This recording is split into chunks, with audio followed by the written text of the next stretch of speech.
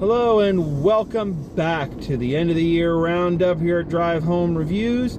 So, last time we talked about the worst. We're about to talk about the best, but before we get there, we got to take a little time and talk about the rest. Now, if you're new to Drive Home Reviews and you're new to our end of the year wrap-ups, my basic view is that in any form of entertainment, be it movies, music, television, video games, anything, there's the stuff we hate, there's the stuff we love, the stuff that we love best, and then there's everything else.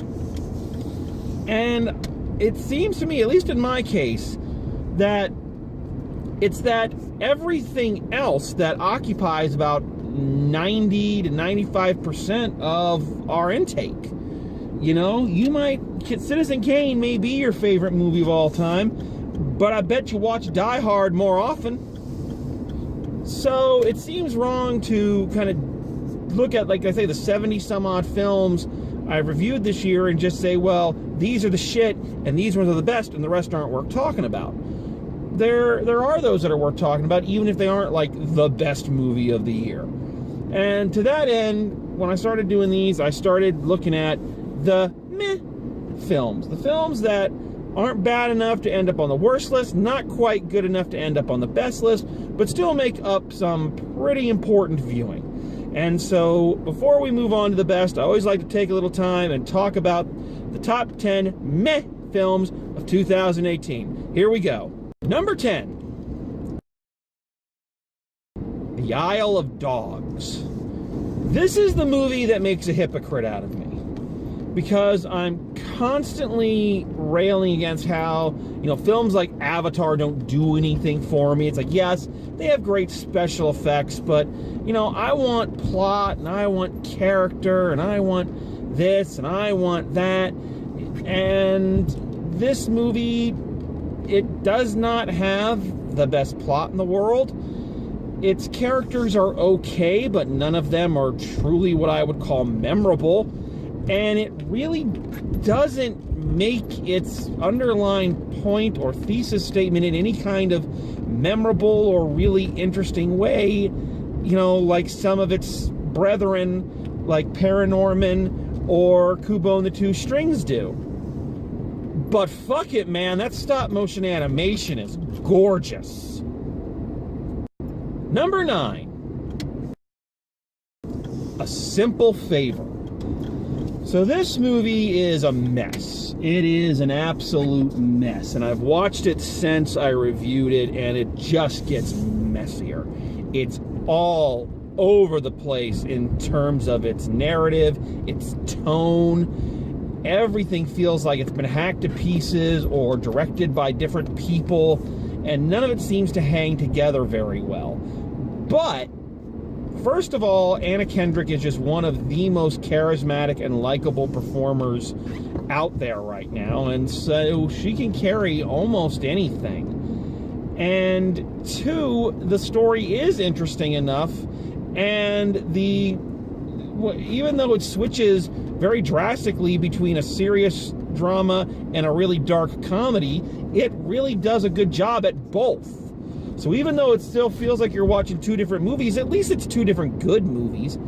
And I'm sorry, I love the idea of a film series of Anna Kendrick solving groovy mysteries. Sue me, I'm colorful. Number 8. Midnight Sun. I feel really bad for this movie, because this is one of those movies that the critics and Rotten Tomatoes, which I hate, just jumped all over. And yeah, it's not a great film, but it's definitely a well-meaning one and an interesting one, and its lead actress does an amazing job creating a very sensitive and interesting character. Yeah, it's a bit of a watered-down Walk to Remember, but Walk to Remember was a little watered down to begin with.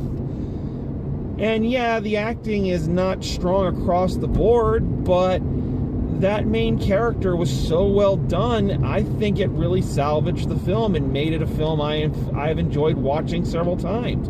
I mean, spoiler alert coming up, but when our hero finally succumbs to the illness that's plagued her life, I actually felt something. You know, I felt a feeling, and that's not something I've done a lot at the movies as of late, so means it was doing something right. Number 7. The Spy Who Dumped Me. This one is kind of in the same camp as A Simple Favor in that it does not hang together very well. It feels very juxtaposed and out of position, and everything just kind of hodgepodge. But two things really work in its favor. First of all, Mila Kunis and Kate McKinnon work really well together. There is a natural chemistry there that is just really fun to watch. And number 2, I really like that genre of film of, you know, ordinary person thrust into a James Bond movie, which you don't see very often. And I think this film does it really well, and I think it's fun watching these two girls, you know, trip over each other and yet use the skills that they do have to survive and come out the other end. An enjoyable film, if not the most logical or even the most funny for a comedy. Number 6. Finding Your Feet. I really don't know what to say about this one, because there's not much to say. It's not an incredibly memorable film. It fits into a category that's been done, and there's even another one coming up on another one of these lists. But the simple fact is that I think there's a real important place for films that just make you feel good and that celebrate the concept of just finding happiness wherever you can. Not to mention our two main actors of Timothy Spall and the actress whose name I can never remember but who played Dolores Umbridge are both just two really wonderful actors who I don't think get as much love or appreciation as some of their peers do. But I think they are both just really good, really enjoyable, and watching them play off each other in this movie is purely delightful, and sometimes you just need a delightful film. Number 5, Pacific Rim Uprising.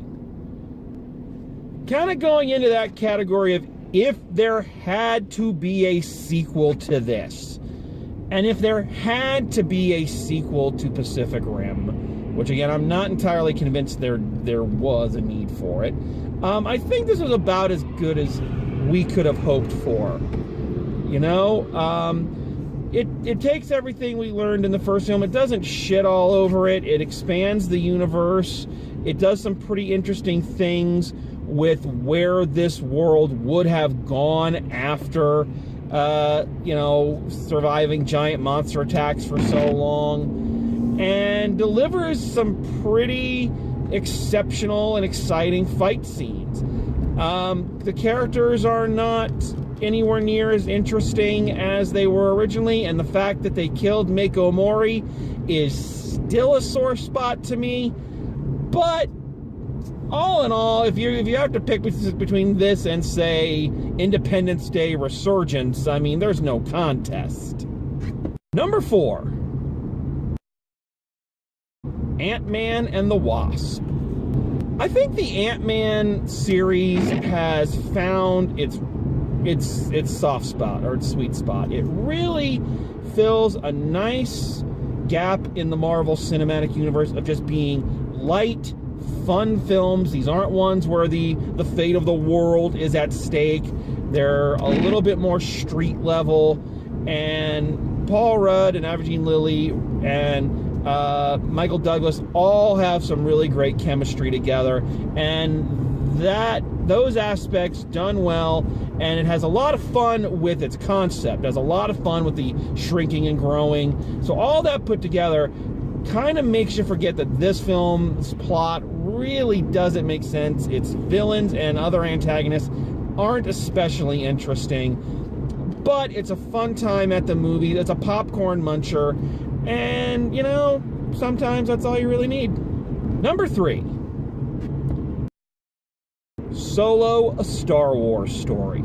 You know, I am going to go on record and just say that I have really enjoyed the Star Wars films that Disney has put out. I know that's an unpopular statement to make, you know, with the rabid Star Wars fan base out there complaining about every little thing. But I have really enjoyed them, and I have really enjoyed the spin-off movies. I think Rogue One is probably my favorite of all the new ones that have come out. And this film is just a really fun space adventure, which, if you remember, before we began praising these things as the second coming of the fucking Bible, that is what Star Wars originally was just a fun outer space adventure. All right? And I think this film taps into that spirit better than any of the other films have. Ron Howard is still one of our best working directors. The cast is really well assembled. The story is fun and interesting. It doesn't get too far up its own ass with being a prequel. And honestly, it left me wanting to see another one to see how they pay off that big surprise at the end. And the fact that we're probably not going to get anything like that makes me very unhappy. You know, I was having a lot of fun with these Star Wars spin-off stories, and I kind of hope that Disney gets its balls back and, you know, goes the rest of the way with it.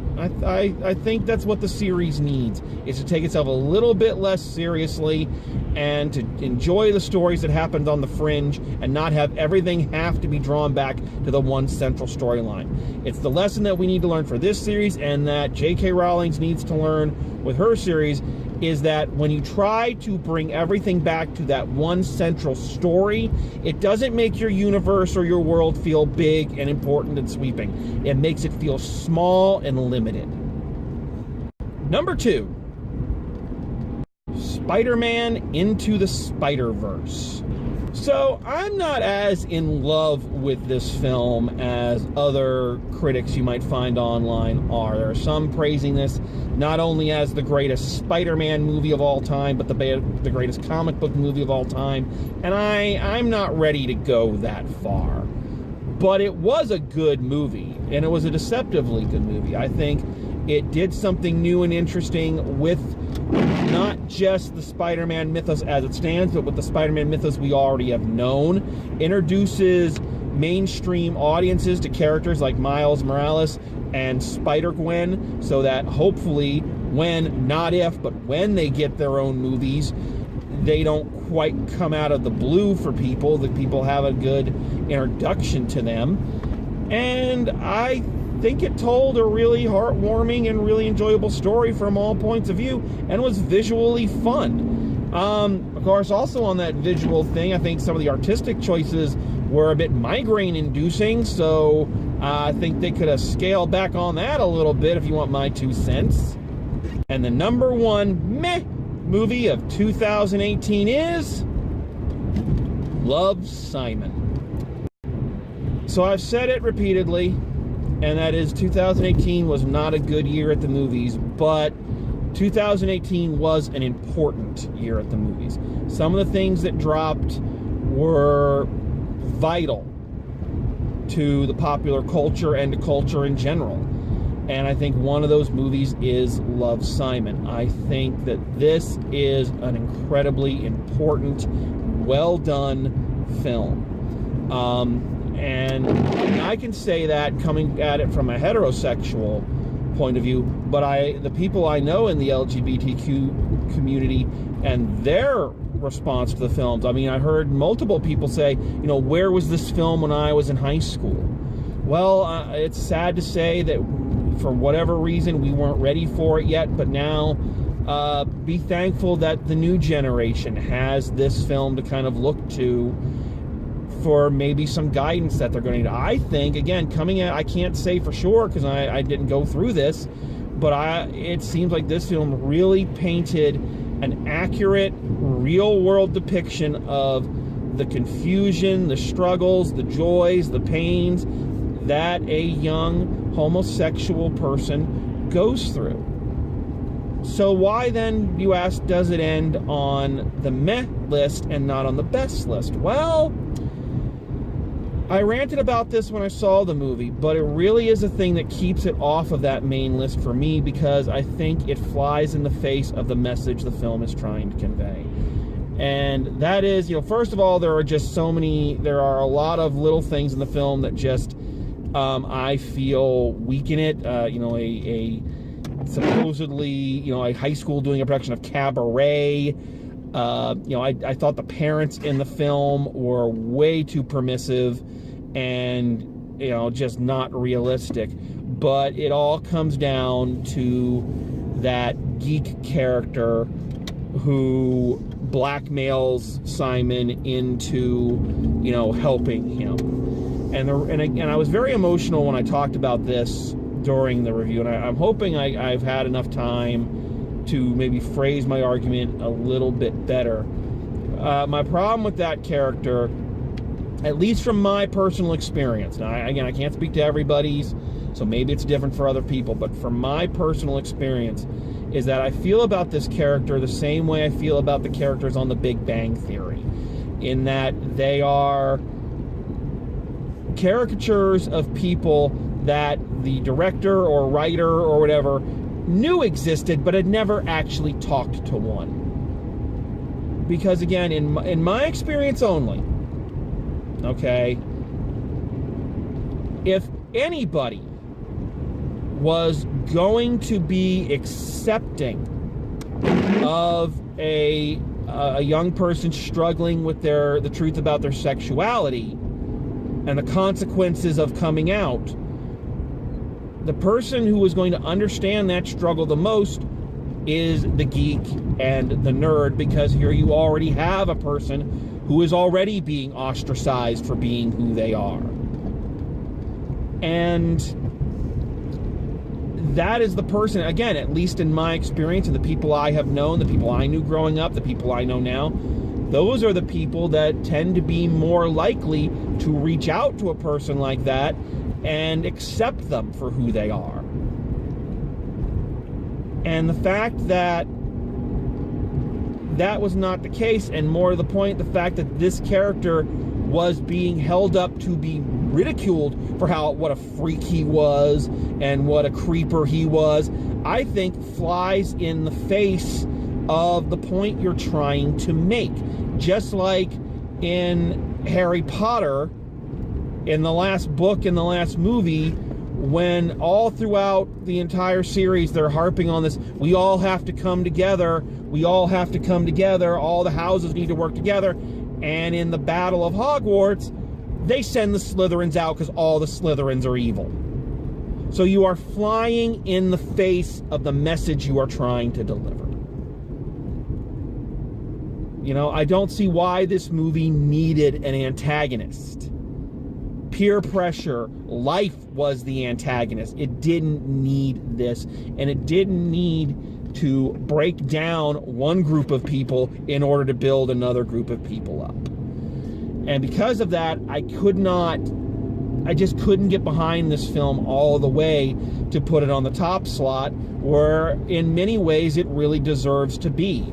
A well-written, for the most part, a really well-acted piece. I think especially from all the young actors, I think, I do not know the name of the young man who played Simon, but he did a hell of a job holding up that film, and that could not have been an easy role, and he did great. So I do not undercut and I do not disrespect or underestimate the importance of this film and what it means to not just an entire generation of people now, but generations of people who came before. But for me, I still think it fell short of being excellent.